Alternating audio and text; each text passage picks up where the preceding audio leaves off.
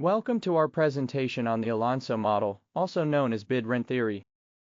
Bid-rent theory is a geographical and economic concept developed by William Alonso in 1964. Building on the earlier work of von Th and En and David Ricardo, it explains how different land users compete for space near the Central Business District, or CBD. The amount each user is willing to pay for that land is called the bid rent. The central idea is that land closer to the city center tends to be more profitable, due to greater accessibility and higher concentrations of customers. This competition results in a pattern of concentric land use zones spreading outward from the center.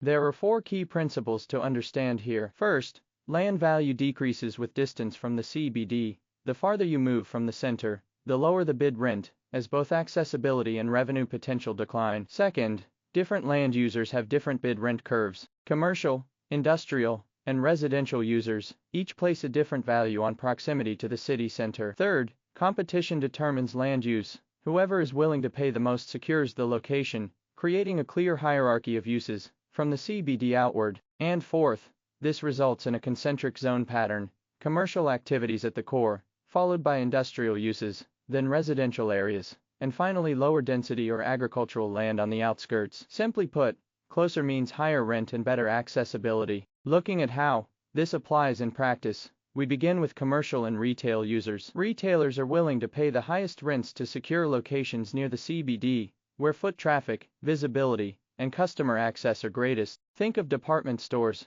shopping malls, and restaurants, all of which depend heavily on being where the people are.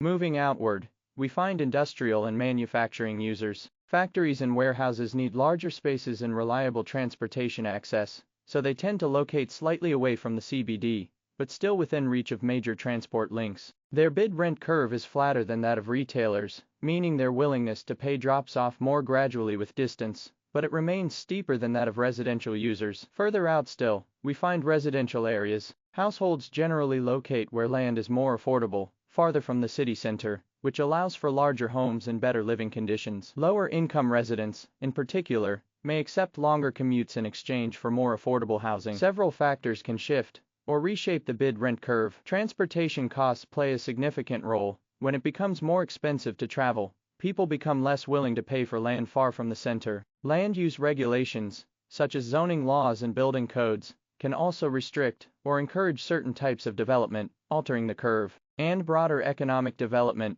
growth in jobs, population, and investment, tends to increase overall demand for land, pushing prices higher and steepening the curve. Bid-rent theory offers several strengths as an analytical tool. It provides a clear framework for understanding how retail, industrial, and residential uses are distributed across a city. It helps forecast how infrastructure projects might affect real estate values and urban growth. Its principles are simple and accessible, making it useful for explaining urban phenomena to a wide audience. Policymakers can draw on it for foundational knowledge of urban land economics. It also connects land value directly to transportation costs and accessibility, and it serves as a building block for more complex urban models. However, the theory has its limitations. It assumes a monocentric city, one with a single center, which rarely reflects the reality of modern polycentric cities with multiple activity hubs. It also overlooks the influence of historical, social, and cultural factors on land use. Environmental concerns such as pollution,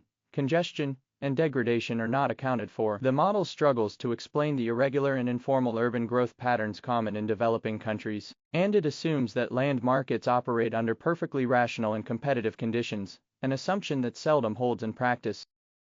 In conclusion, bid-rent theory remains a valuable framework for understanding how urban land is valued and organized. By examining how various users weigh proximity to the city center, the theory reveals the economic logic behind the spatial distribution of commercial, industrial, and residential zones. While it has its limitations, it continues to serve as a foundational concept in urban geography and land economics. Thank you so much for listening. We hope this presentation has given you a clearer understanding of the Alonso model and bid-rent theory.